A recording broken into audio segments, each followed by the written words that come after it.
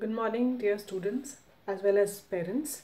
Well, I am Pooja Shekhar and I am an educationist. In the sense, I teach political science, mass media, and legal studies for classes 11th and 12th.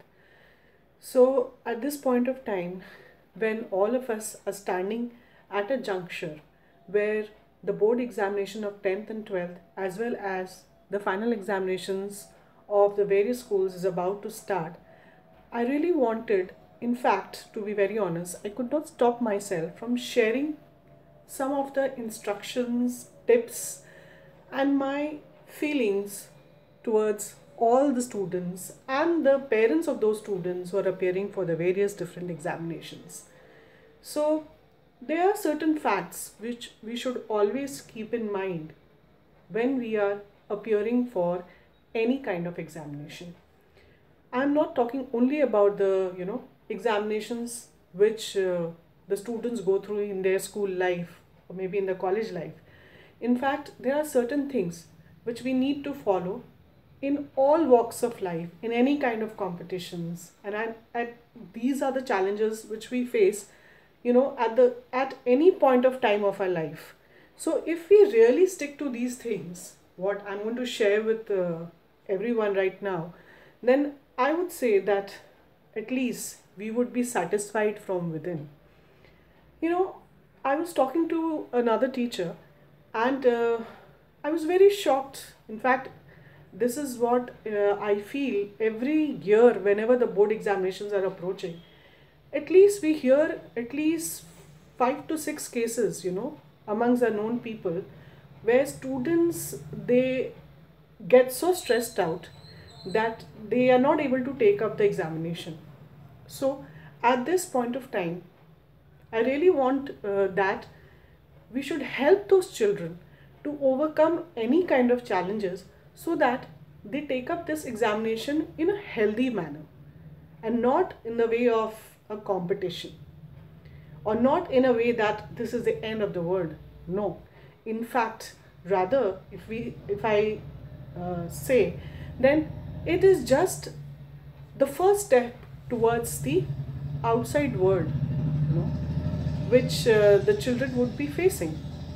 So, how can a child give up at this stage? So, I feel there are various things which, if we keep in mind and if we help our children in doing those small things, then these examinations would be taken up in a healthy stride. First and foremost, what is required for any one of us is that without any fail, we should try to meditate at least 5 to 10 minutes in a day. Just 5 to 10 minutes of a day. If you spend on meditation, trust me, you're going to attain or achieve any kind of success in your life. And this is not only for students, this is for any person belonging to any kind of age group or any class. So, the first thing which children should do or we should motivate them to do is motivation. Is a meditation for at least 5 to 10 minutes in a day. Secondly, we should, as parents and teachers, we should stand by these students, trying to give them this confidence in them and trying to ignite that belief in them that this is not the end of the world. If the children are not able to score well, doesn't mean that they would not be successful in life. Because if the person steers their career in a proper way, definitely scores are not the limitations. So at this point of time, we should stand by our children, be it parents or the teachers, and just give them the confidence that they should give their best and the rest would be taken care of. So, if these things are kept in mind, I'm sure, and most of all, if we motivate them, motivation works most of the time. So, if we are, as parents and teachers, as parents, there are a lot of pressure on the parents, from the society, from the family, that if my child doesn't perform well, how would I show my face in the society, in my circle?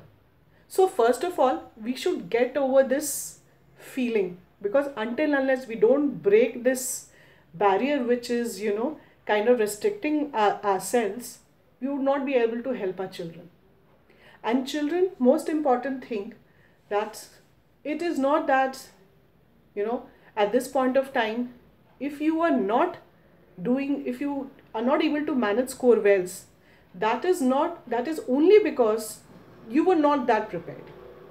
So instead of thinking that what would happen, you should right now concentrate as to how to do well in your examination and obviously in your life ahead.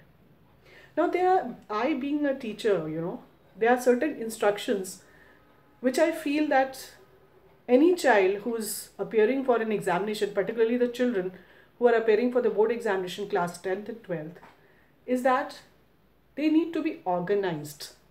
First and foremost, if you are organized, you will be able to manage yourself well, you will be able to manage the time, of yourself. And if you are able to be organized, then that will reflect in your answer sheets. Because trust me, children, I even go for, checking of board papers, and we always look for organized answers. If the children write the answers in points, and if they highlight the important points, then that definitely helps the invigilate, the basically the people, the teachers who are go there for checking. It makes their life more easy. They're able to check the papers more conveniently. As trust me, when a teacher is looking into somewhere around 20 to 30 copies in a day for checking, so if they come across any of the answer sheets which are organized, where the presentation is good, so obviously they would tend to give marks. So first and foremost, what the students should follow is that their answer should be in points. And if it's a political science paper, definitely when it's a 6 mark, the format should be followed. That is, introduction part, 6 points, properly explained, and then the conclusion. And secondly, wherever you you feel that there is an important point, you should highlight that, that line, that word, or that sentence. And in fact, to save your time, you need not highlight it with a highlighter or a pencil or something like that. The pen with which you are writing, just use that pen to underline the important points. This is not enough. What I feel more is that when you are given that 15 minutes before your examination starts, children, trust me, just concentrate and use that 15 minutes properly to read the question paper, because those 15 minutes are very precious, trust me. Because in those 15 minutes you read all the questions and you already frame the answers in your mind, that what would be your strategy to answer each question. And if you feel that there are certain questions which you know really well, then you will take up those questions first. So those 15 minutes actually is for reading and to creating a map in your mind that how would you conduct or write your examination.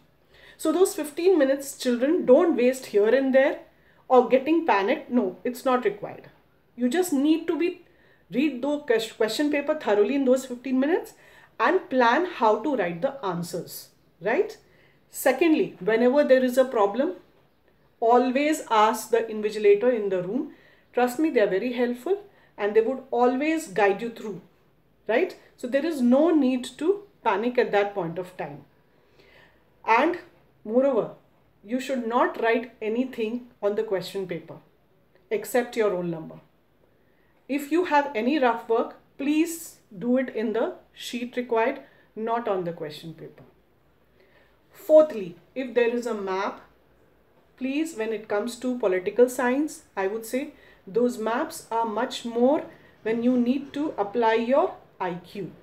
Okay, because at times there are certain questions where you need to fit in that what is the information is hinting in of which era, which period.